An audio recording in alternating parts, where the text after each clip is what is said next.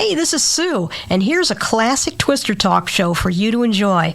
Come along with us as we dig into the archives, and as always, thank you for listening. Twister Talk with Gary, Sue, and Brandon starts now. Tornadoes flashing around right in front of us. It's tearing something apart right now. Big time flash. Shoot, I think a semi got flipped. Are you okay? Let's pray. Hey, there's big nail cover. We gotta go, sir. Hang in the cut.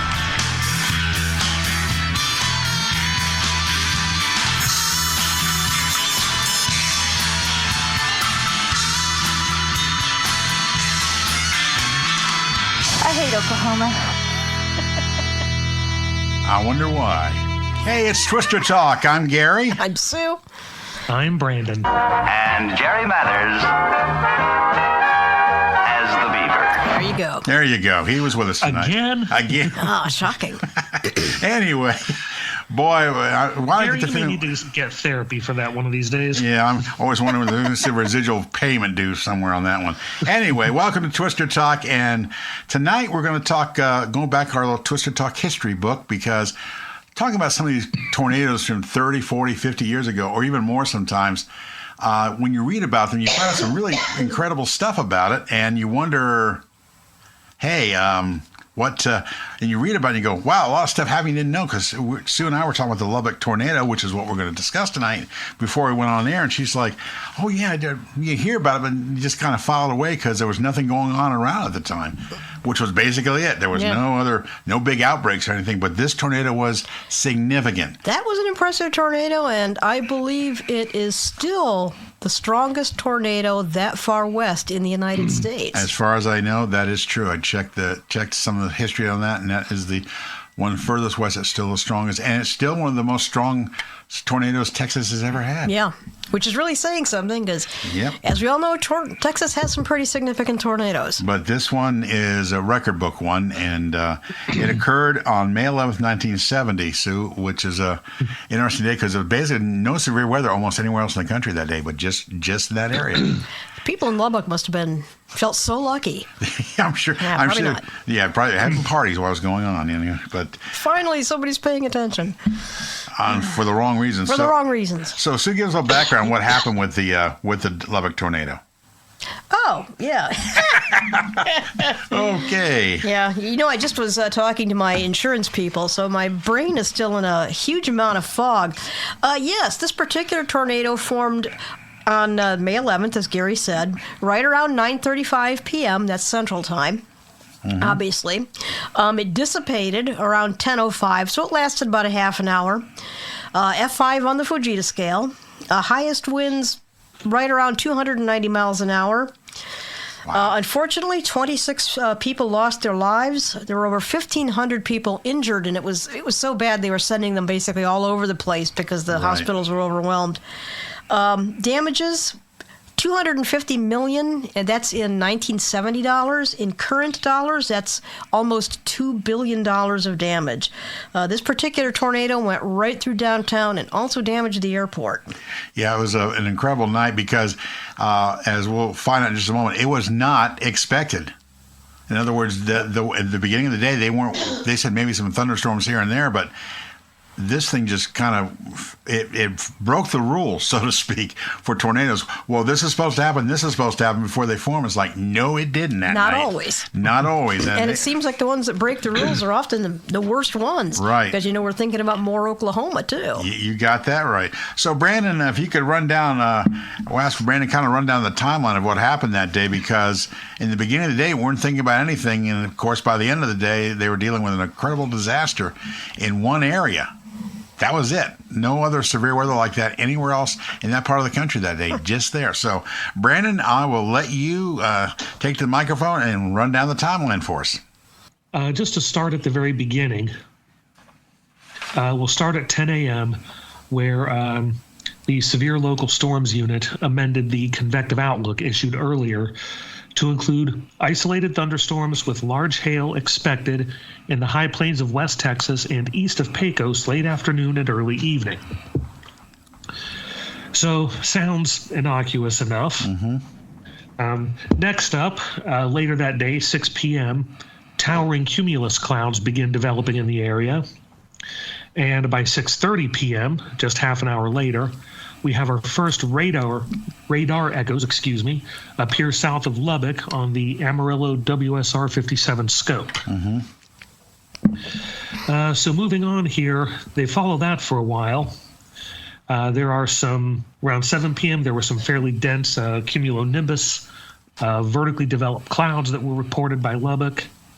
And 7:47, Lubbock forecasters called the Amarillo Weather Bureau office on the Federal Telecommunications Service and talked to the radar operator because Amarillo radar indicated cloud tops near 46,000 feet and increasing.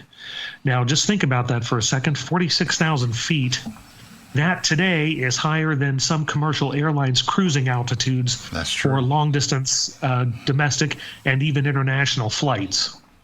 So just to give you a bit of an idea of how big and tall these storms can get.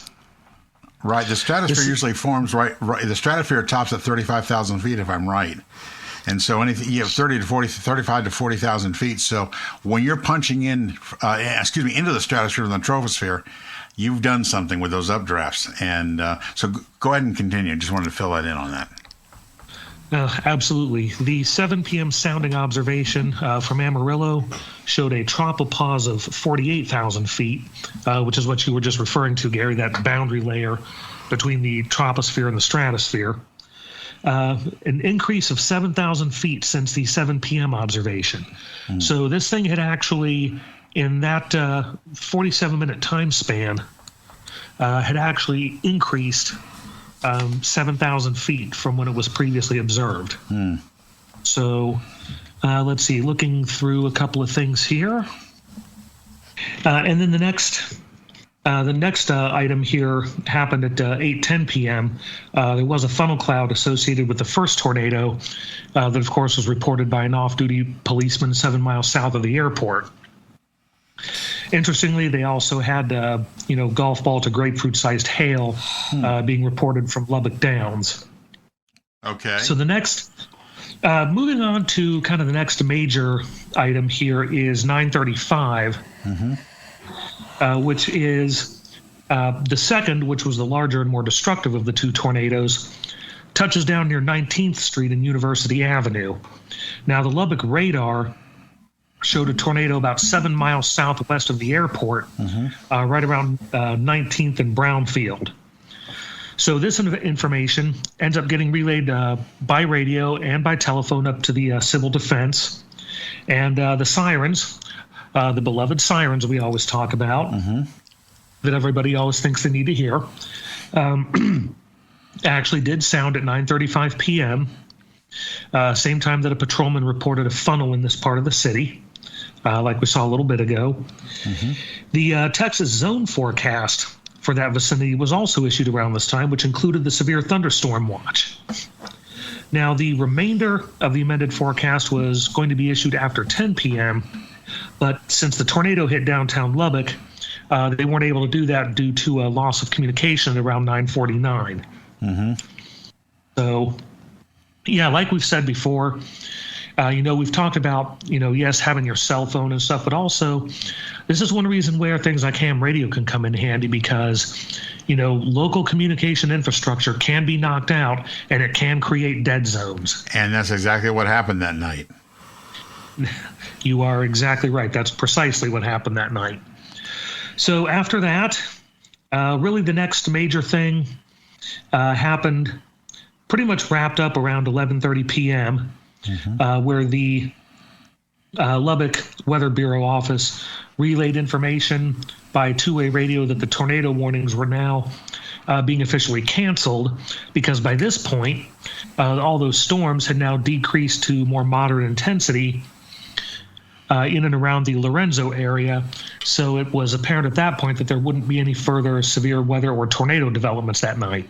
Right. So that's an interesting timeline you run down because, again, first of all, it was not expected. And second of all, sadly, during the height of the tornado in Lubbock, the National Weather Service office was knocked out. The power was gone. The radar was gone. Nothing. So Amarillo kind of had to keep an eye on everything. And, of course, after 11 o'clock, as the reports started to roll in, everybody realized a major tornado had gone right through the heart of Lubbock, and like I said, 28 people died.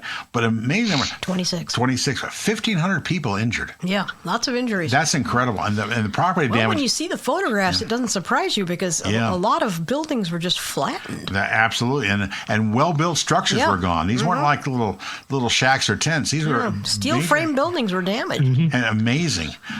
So again, as we've said here before, so much for the myth that a tornado doesn't hit a major urban area. Exactly. Now, Lubbock, Texas may not be the first thing that pops to mind when you think of a teeming metropolis, right? But it is a major urban center, and it took a direct hit from this storm. Now, I'm glad you bring that up because you actually have been to Lubbock. Yes, I have. You went to Lubbock one time. Have you seen the tornado memorial? I do not recall that I had been able to look at that when I was there. Mm-hmm. Now, granted, this has also been kind of in the past. Now, this has been a number of years ago that I went there. So, I remember that. I just thought it was interesting that you actually have been there, and it is not a teeny tiny place. It's actually a fairly good sized small city or town. Mm-hmm. Yeah, I think you could easily classify it either as certainly a large town and maybe a small city. Probably more like a small city by this point. And the geography there is flat as a pancake, if I remember think so. right. Yeah. Yes, it is.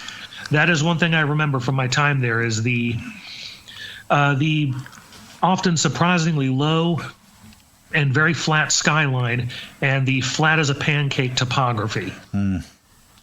So the good thing probably for some people, they're able to see what was coming, but it's still caught everybody off guard. There was no tornado watch or anything issued for that area at all.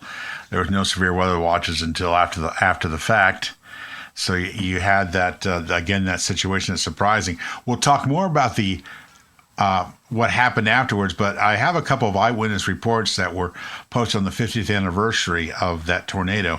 One is Mr. Lance Crawford. Now, he was a sophomore at Montgomery High School in Lubbock. He just got home from a meeting downtown. He said on his way home, as he was driving with his family, he watched intense lightning and crazy winds coming toward them when they're driving back to their home. And my dad said, this is going to get really bad, and said, we're just really concerned about what's going on. Now, their next door neighbor was actually worked for the local television station as a news reporter. So he was on his car radio talking to the TV station, relaying what he was seeing. Now, no one at that time had yet seen the second tornado touch down.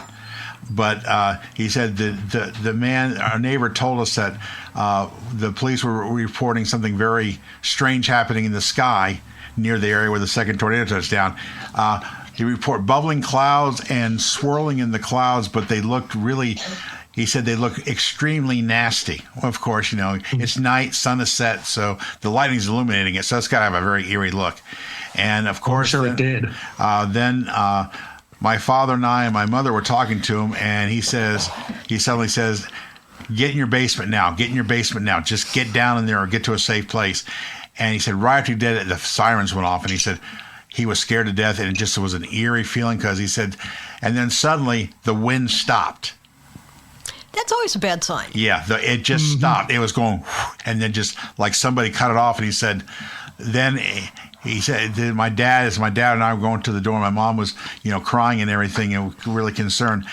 He said, way in the distance, I could hear a rumble, and I can hear a rumble, and I see the lightning. I couldn't see the tornado, but I could see the lightning just continually flashing like a strobe. He said, and we went downstairs, and the noise got louder and louder, and we thought it was going to hit us. It did not, thankfully.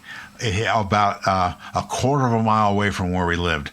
He said, I took my camera out after the tornado had passed, and I was able to take 4 pictures, and I had to stop because I started to cry because I knew the homes were gone. Friends of mine were injured. He said, I lost 4 friends in that tornado. Wow. So he said it was incredible.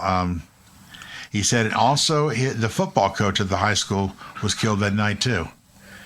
He played football, and he said our coach was killed that night. And he said it was just amazing. Today, he went to college, and he became an EMT person and has worked for the state of Texas and other cities in the southern parts of the state in the last 30 years. And he says it's been very rewarding because he likes to help people and he likes being part of emergency management. So that was pretty cool.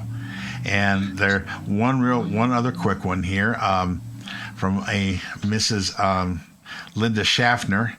And hey, Gary, just sure. Apologize for jumping in like this there, but just one thing I wanted to point out real quick. You mentioned in that last eyewitness account, they talked about how eerie or how foreboding the sky looked, and you mentioned that it was also at sunset. So now, being an amateur photographer, I can certainly confirm, not only from doing photography, but just from my own weather observations, the time of day and the angle of lighting does have an impact on how the sky can look. Right. The same sky at noon or 1 p.m.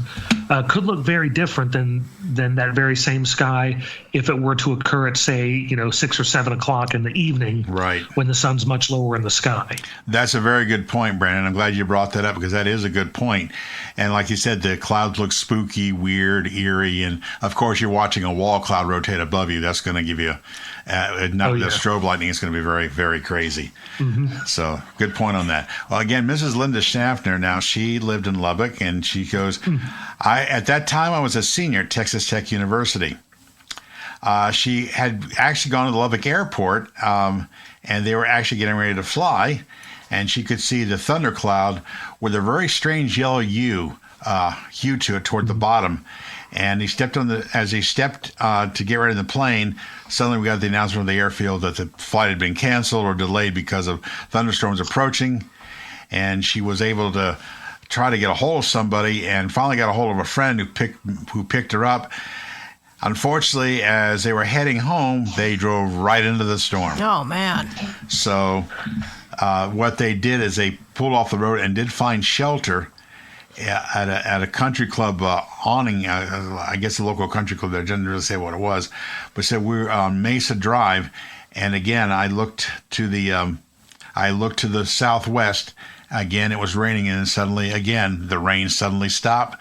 The wind got dead, and I began to hear a roar.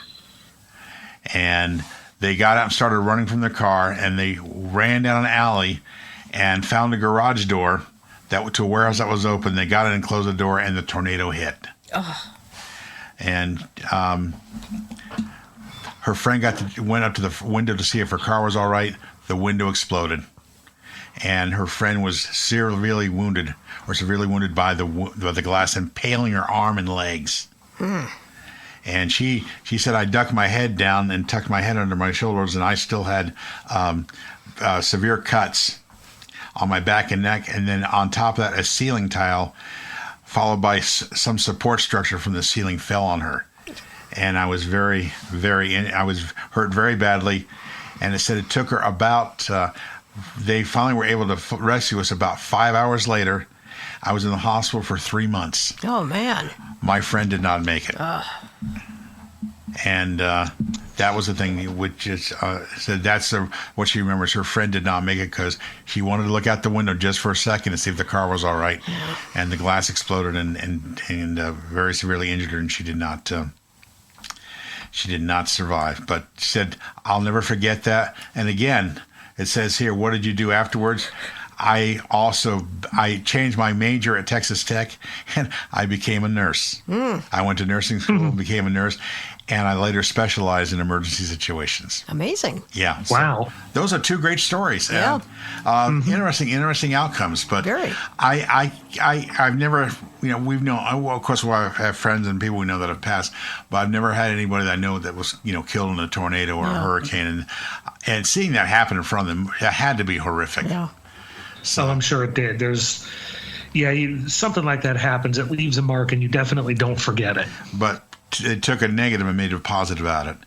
And speaking of positive, Sue, what happened afterwards with Dr. Fujita and everything? Actually, this crazy tornado actually had some benefits weather-wise. Yeah, The interesting thing about the Lubbock tornado in 1970, of course, this was several years before the super outbreak, and I don't think anybody really knew then who Dr. Ted Fujita was, but he went down to Lubbock after the storm, and he proceeded to do what Tom Grazoulis has called the most detailed mapping ever done up to that time of a single tornado. And he mapped the entire path of this tornado in detail. And he also studied the damage. This definitely gave him the chance to confirm that there are multi-vortex tornadoes, and this was definitely one of them. This tornado was so powerful that when Dr. Fujita a couple of years later came up with the famous F scale, this was one of 2 tornadoes he actually initially rated as an F6. He later decided that there was really no way to tell F6 damage from F5 damage. Right. So he reclassified this storm and the Xenia tornado as F5 tornadoes. I think also another thing that came out of this was the study of structural damage, because this particular tornado not only destroyed a lot of housing, it actually damaged steel frame buildings, Yes, which it did. normally does not happen. Right. And that led to the formation of the Tornado Studies program at Texas Tech. Right. Which has done a great deal of work. They were one of the first universities to have a tornado simulator. And they also, you've probably seen video of things like 2x4s being fired into mock-up walls by an air gun. They're the people who pioneered that. Right.